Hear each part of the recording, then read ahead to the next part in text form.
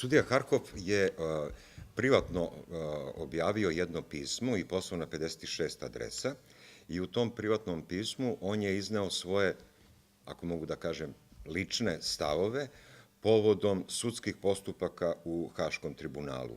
On je napao predsednika suda Merona, da je predsednik suda vršio pritisak na sudije, naročito u predmetu Gotovina Markač, zatim Stanišić Simatović i u predmetu Momčilo Perišić.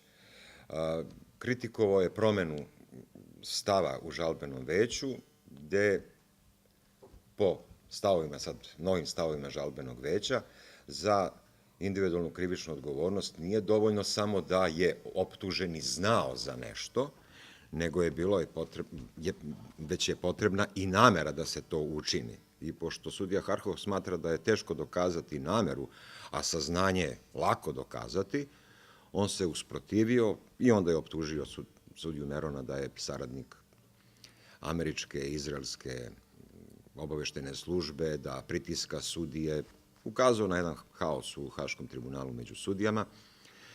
Mi smo iskoristili to da prikažemo da sudija Harkov nije nepristrasan, već pokazuje na taj način pristrasnost.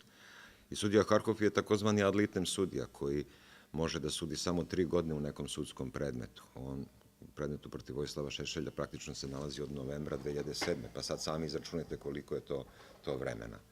Ali dobro je što su sudije primetile da postoji strah od sumnje u postojanje pristrasnosti kod sudije Harkova.